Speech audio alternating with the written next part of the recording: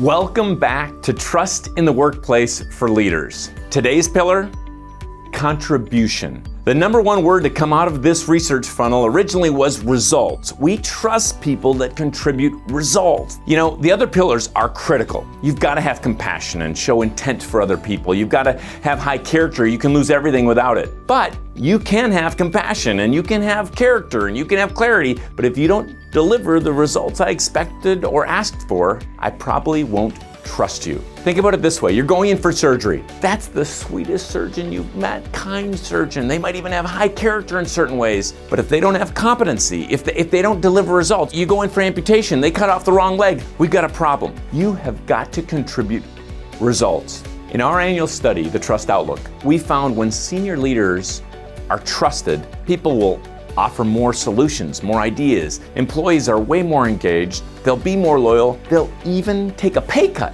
to work with a leader they trust.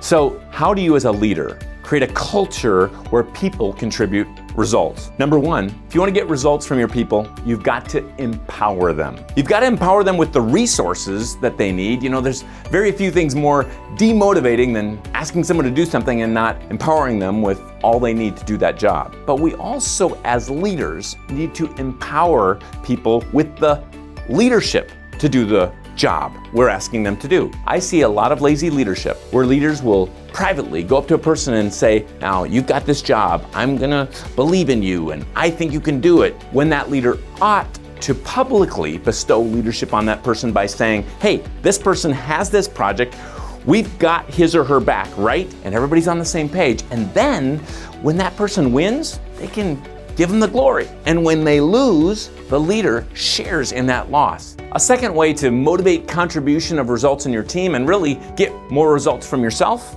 measure and track. When we track our progress, when we measure results, we tend to get more of those results. You know, in our company, we do this every day. Our team meets for a huddle meeting and we talk about what are the top 1 to 3 things we're gonna do today in each of our roles to move our mission forward. And just having the top of mind, top priorities, top activities on our mind all day long, we tend to get more results. Number 3, give more feedback. It was interesting in our study this year, people are craving not just appreciation, but even more so, critical feedback. People want to know where they are with the leader. People want to know what they're doing right, but they also want to know what they're doing wrong. People actually want to do a better job. And I often see leaders that see something wrong, see something that could be done better, and they just kind of avoid it. They don't want the conflict, when in fact, people are craving it. Most of your problem with conflict is in the way you give and I give critique, not in that we give feedback. More feedback is almost always better. So there's a few ideas. What we know is, if you want to be trusted, you've got to contribute results.